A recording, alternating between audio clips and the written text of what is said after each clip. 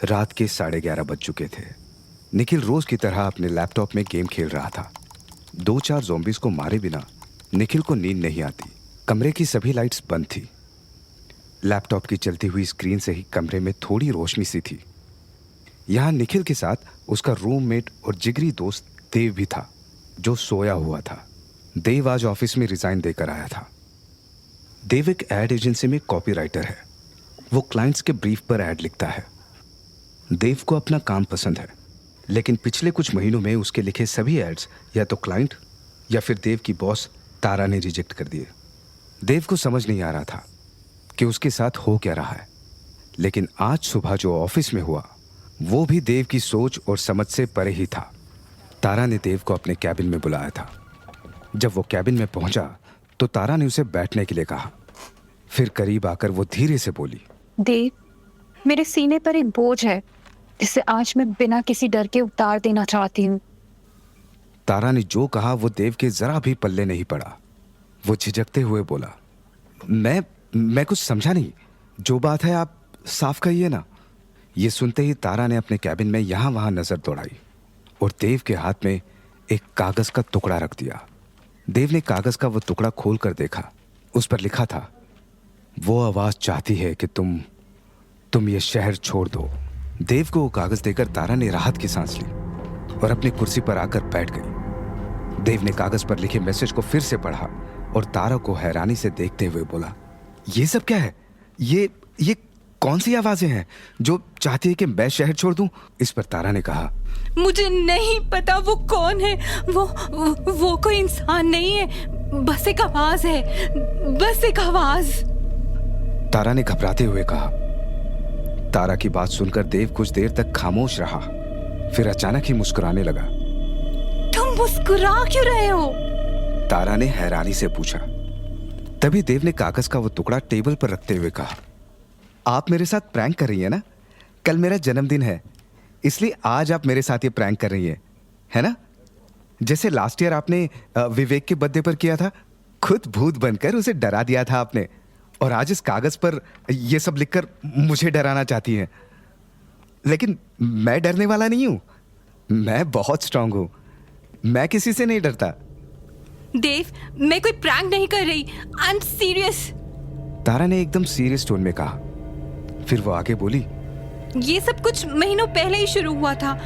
एक सुबह मैं उठी और मुझे एक औरत की आवाज आने लगी। मैं हर वक्त उसे अपने आसपास फील कर सकती हूँ। उसी के कहने पर मैंने तुम्हारे लिखे सभी एड्स को रिजेक्ट किया।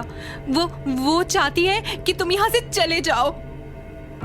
आप कुछ भी कहेंगी और मैं मान लूंगा, देव थपक से बोला।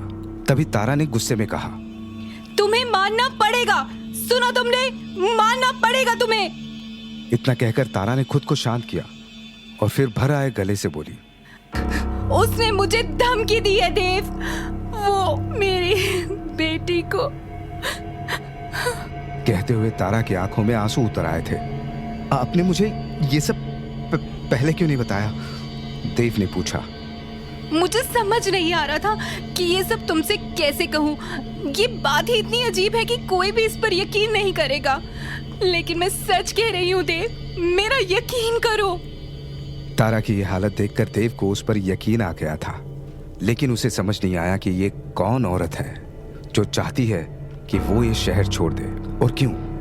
तारा ने खुद को संभाला और देव की तरफ देखते हुए कहा, मुझे लगा था कि बार बार रिजेक्ट होने के बाद तुम खुद से ही रिजाइन कर दोगे, लेकिन ऐसा नहीं हुआ। तुम प्लीज रिजाइन कर दो और यहाँ से चले जाओ।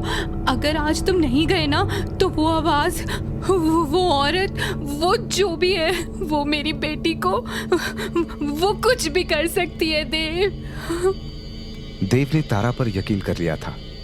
फिर उसने ज्यादा नहीं सोचा, बस रेजिग्नेशन लेटर पर साइन किया और तारा को लेटर देकर बोला, उस आवाज ने कुछ तो कहा होगा, कुछ ऐसा जिससे मैं समझ सकूं कि वो कौन है और आखिर मुझसे क्या चाहती है।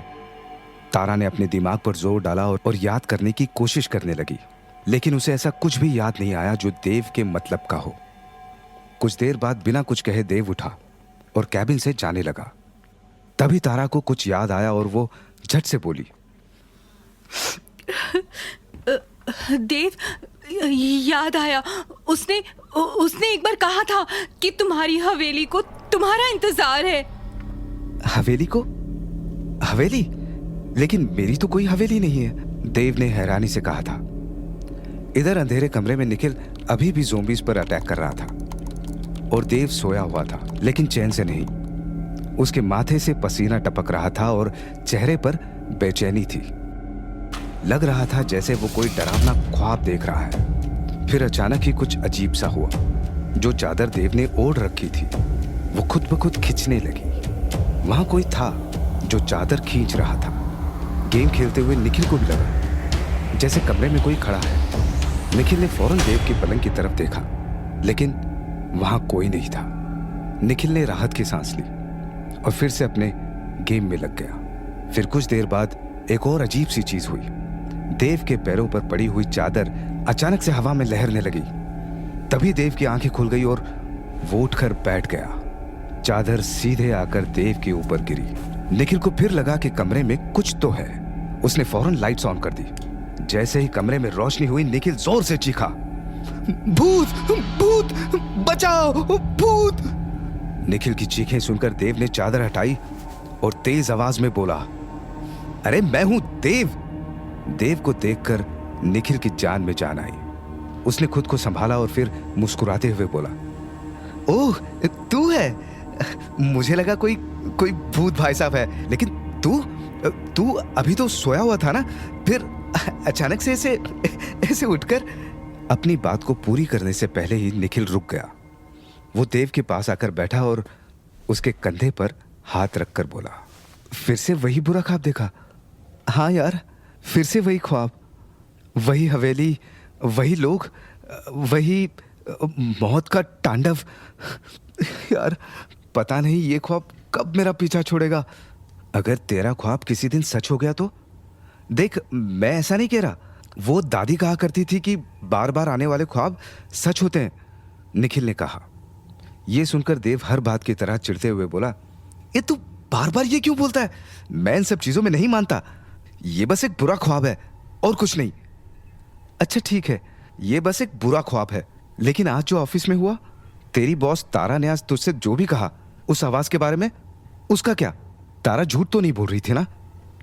निखिल के सवाल पर देव कुछ देर खामोश ही रहा। उसने टेबल से अपनी पानी की बोतल उठाई और पानी पीकर बोला, तारा झूठ नहीं बोल रही थी, लेकिन कोई साइकोलॉजिकल कंडीशन भी तो हो सकती है। क्या पता तारा मुझे जॉब से निकालना चाहती हो और इसलिए उसने अपने मन में एक भूत का कैरेक्टर गढ़ लिया, जिसके कहने पर मेरे लिखे सारे एड्स रिजेक्ट कर दिए ताकि मैं खुद ही रिजाइन कर दूं, क्योंकि मेरे कॉन्ट्रैक्ट में लिखा हुआ है कि 2 साल से पहले वो मुझे जॉब से निकाल सकती है।